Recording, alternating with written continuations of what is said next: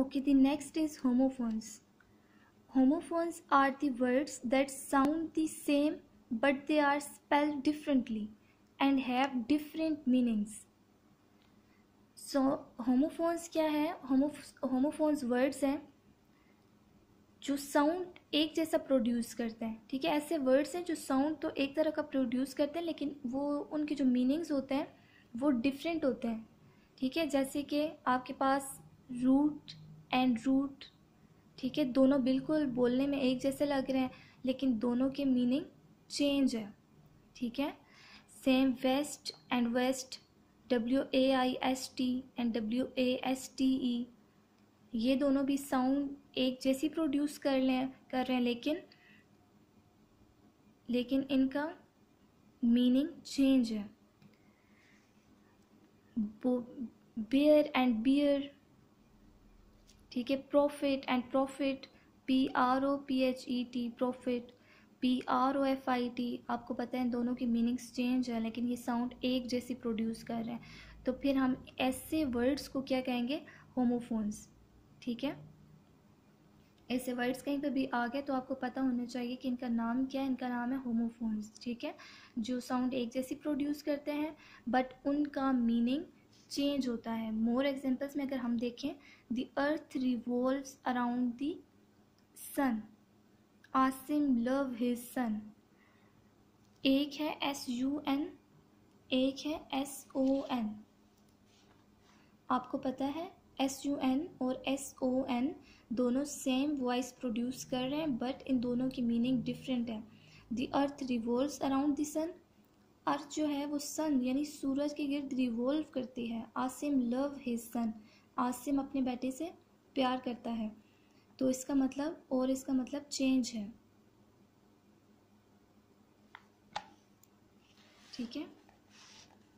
Okay, the next is choose the correct homophones from brackets to complete the sentences. आपके पास ये दो words given होंगे, आपने इनमें से किसी एक को चूज करना है इस सेंटेंस को कंप्लीट करने के लिए. The postman delivered the, postman क्या डिलीवर करता है? पोस्टमैन मेल डिलीवर करता है. अब वो MALE वाला मेल है या MAIL? Then correct option is MAIL. The hound chase the hare और हेयर. हाउंड किसको चेज करेंगे? हेयर और hair. Correct option is hare यहाँ. ठीक है. Okay, the traveller stayed at an, traveller stay करेगा एट एन, इन और in, इन दोनों में डिफरेंस है. ठीक है, the correct option is inn. ठीक है, अंदर, इन का मतलब क्या होता है? में. तो करेक्ट ऑप्शन क्या होगा? इन होगा. ओके, अब हम राइटिंग की तरफ आते हैं. How to write a letter. How to write a letter, letter को किस तरह से लिखा जाता है? तो सबसे पहले तो आप जो है हेडिंग देते हैं.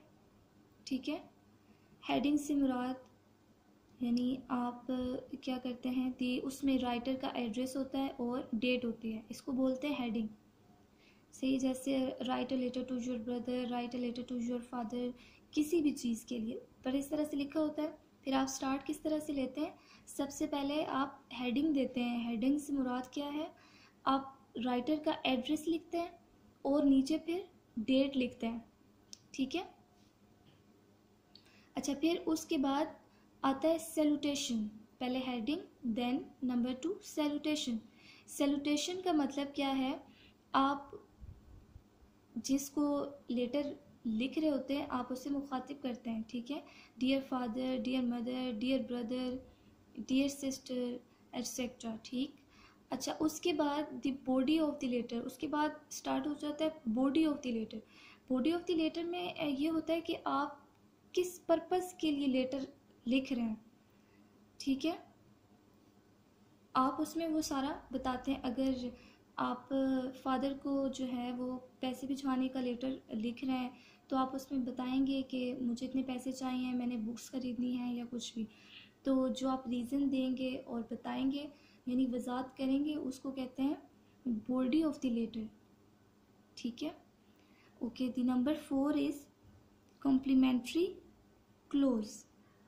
यानी कॉम्प्लीमेंट्री क्लोज का मतलब क्या है कि जब आपने वो बॉडी लिख ली, जब आपने वो सारा कुछ लिख लिया, फिर आपने अब एंडिंग की तरफ जाना है। तो एंडिंग की तरफ जाने के लिए कॉम्प्लीमेंट्री क्लोज का ये मतलब है आपने लास्ट में लिखना है with loads of love, yours faithfully, take care, your affectionate brother sister. ठीक है, इनमें से कोई भी आप यूज़ कर सकते हैं और इसको बोलते क्या है, कॉम्प्लीमेंट्री क्लोज। फिर आ जाता है this signature. Signature mean writer का नेम एंड पे लिखना होता है। बात समझ आई? टोटल लेटर के कितने हिस्से हुए? टोटल इसके 5 हिस्से हैं। सबसे पहले heading, then salutation, then body, then complimentary close and then signature. ठीक है, इसमें क्या क्या आएगा? इसमें आएगा address, date, then dear father, brother, friend, उसके बाद लेटर की बॉडी और फिर कम्प्लीमेंट्री क्लोज यानी एंडिंग की तरफ, जिसमें 2 चीज़ें आती हैं, एक तो कम्प्लीमेंट्री क्लोज, दूसरा सिग्नेचर।